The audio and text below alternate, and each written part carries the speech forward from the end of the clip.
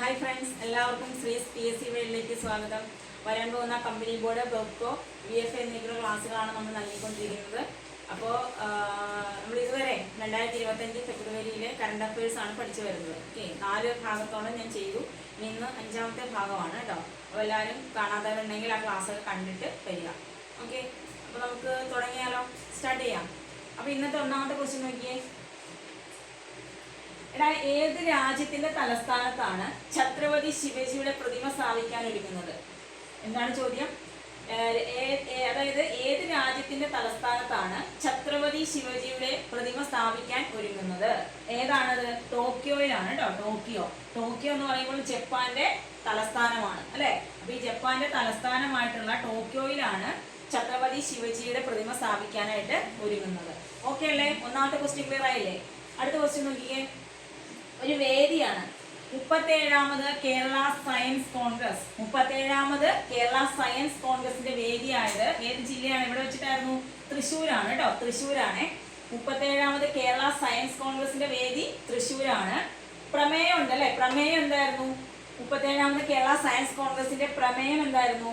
ഹരിതഭാവിക്ക് വേണ്ടിയുള്ള സാങ്കേതിക പരിവർത്തനം. ഹരിതഭാവിക്ക് വേണ്ടിയിട്ടുള്ള സാങ്കേതിക പരിവർത്തനം എന്നതായിരുന്നു പ്രമേയം.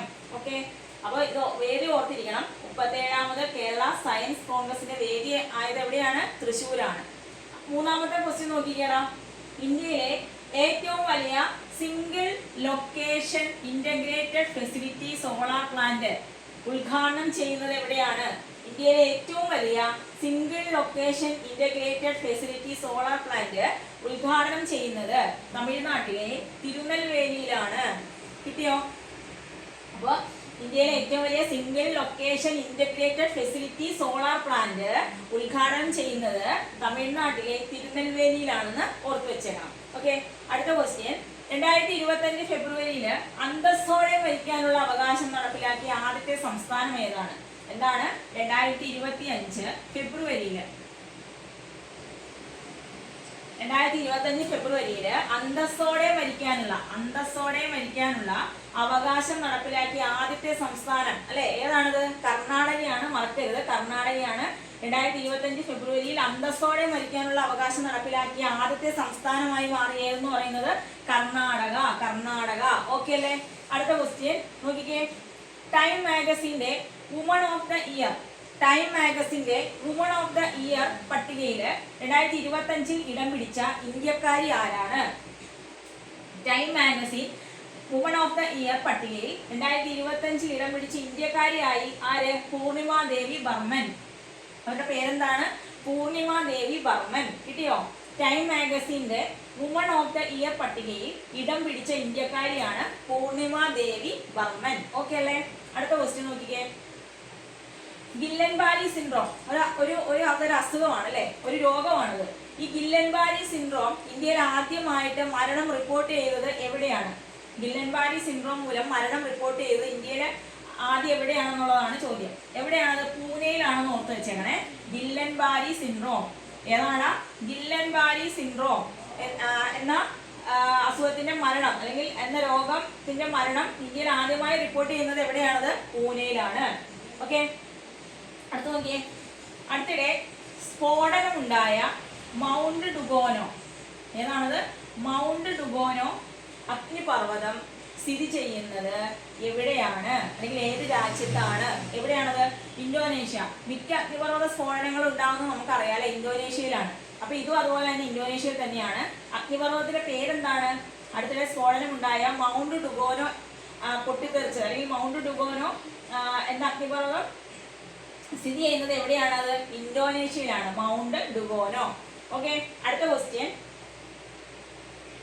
അതായത് തമിഴ്നാട്ടിന്റെ രാഷ്ട്രപിതാവായിട്ടുള്ള തിരുവള്ളുവര്, തമിഴ്നാടിന്റെ പിതാവ് എന്നൊക്കെയാണ് അദ്ദേഹം അറിയപ്പെടുന്നത് അല്ലെ.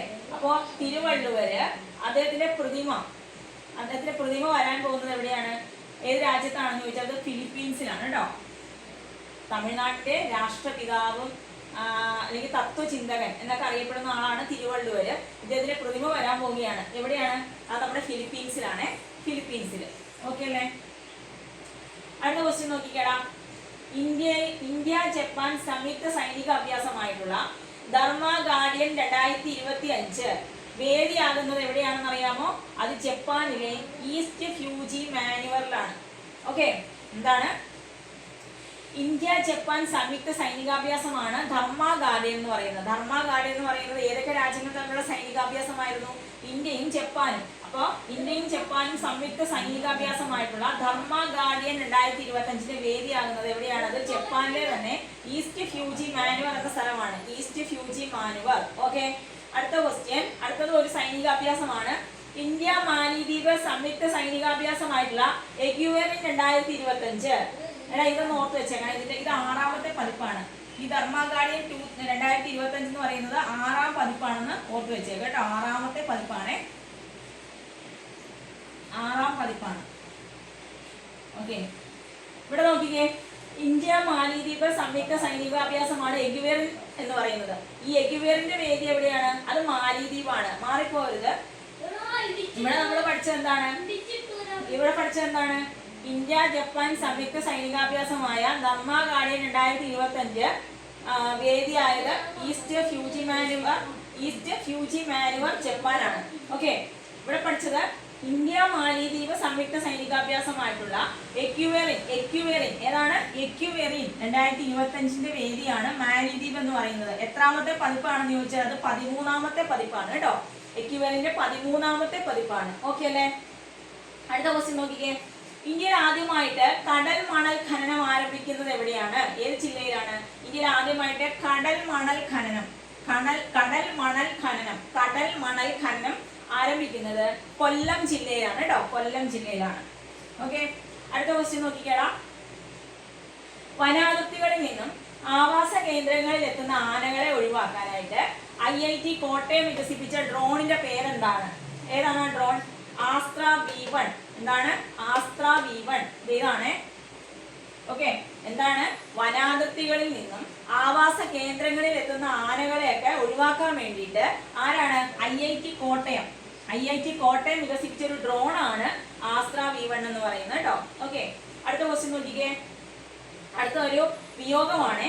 2025 ഫെബ്രുവരിയിൽ നമീബിയയുടെ രാഷ്ട്രപിതാവും ആദ്യ പ്രസിഡന്റുമായിട്ടുള്ള ഒരു വ്യക്തി അന്തരിക്കുകയുണ്ടായി.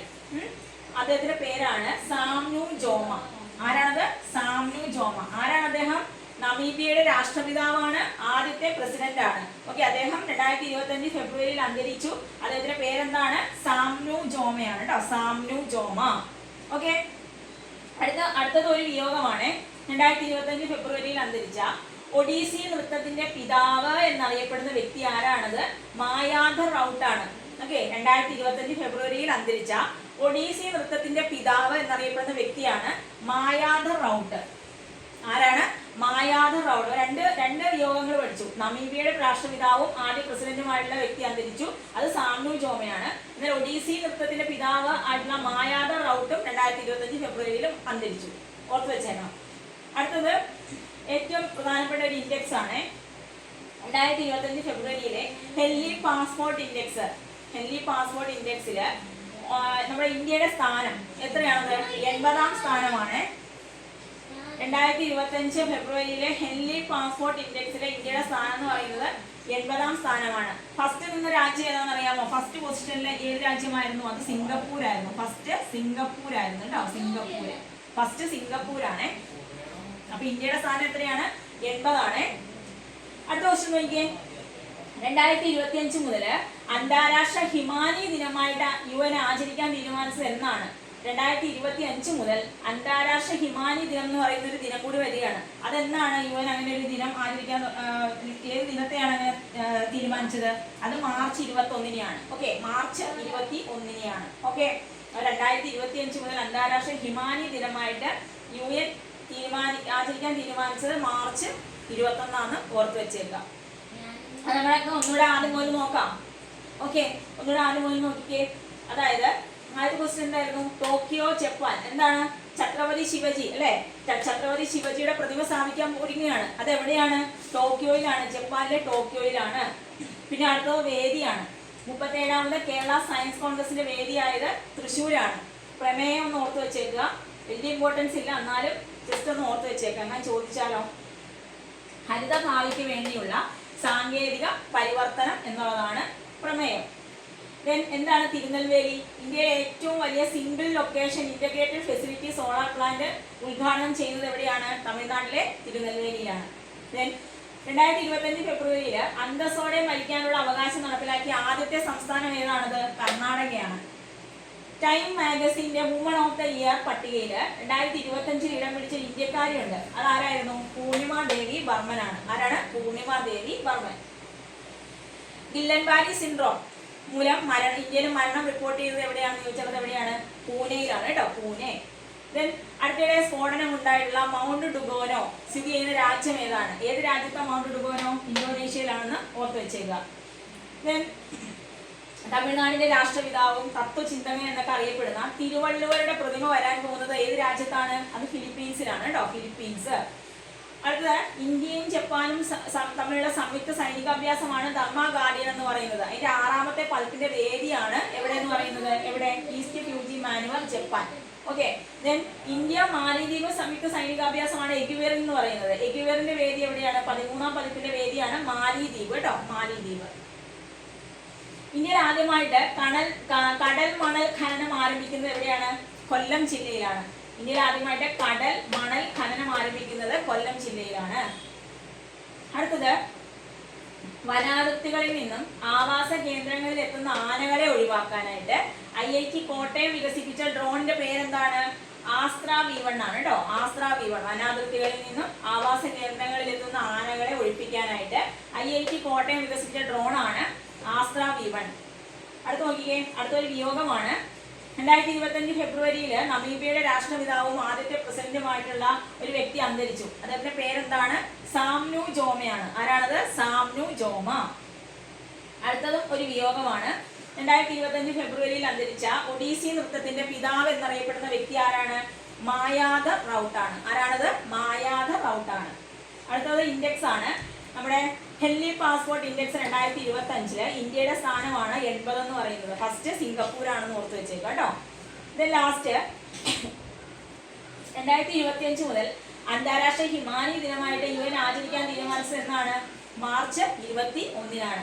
2025 മുതൽ അന്താരാഷ്ട്ര ഹിമാനി ദിനം എന്താണ്? അന്താരാഷ്ട്ര ഹിമാനി ദിനമായിട്ട് UN ആചരിക്കാൻ തീരുമാനിച്ചത് മാർച്ച് 21-നാണ്. അപ്പൊ ഇത്ര എല്ലാവർക്കും ക്ലിയർ ആയല്ലോ അല്ലേ? എല്ലാവർക്കും ക്ലിയർ ആയി? എന്തെങ്കിലും ഡൗട്ടോ കാര്യങ്ങളോ ഉണ്ടെങ്കിൽ നിങ്ങൾ കമന്റ് ആയിട്ട് രേഖപ്പെടുത്താൻ മറക്കരുത്. ആരും മടി വിചാരിക്കരുത് കേട്ടോ. എന്തെങ്കിലും മനസ്സിലാവാത്ത ഉണ്ടെങ്കിൽ, എന്തെങ്കിലും ഡൗട്ട് ഉണ്ടെങ്കിൽ നിങ്ങൾ കമന്റ് ആയിട്ട് രേഖപ്പെടുത്തുക. പിന്നെ എന്താണ്, വരാൻ പോകുന്ന പരീക്ഷകൾക്കൊക്കെ നന്നായിട്ട് പഠിക്കാൻ ശ്രമിക്കുക. അത്രേ ഉള്ളൂ, ഇന്നത്തെ ക്ലാസ് ഇത്രേ ഉള്ളൂ കേട്ടോ. അപ്പോൾ എല്ലാവർക്കും ക്ലാസ്സുകൾ ഇഷ്ടമായെങ്കിൽ ഞാൻ എന്നും പറയുന്നതാണ്, ലൈക്ക് ചെയ്യുക, ഷെയർ ചെയ്യുക, സബ്സ്ക്രൈബ് ചെയ്യുക. Okay, by.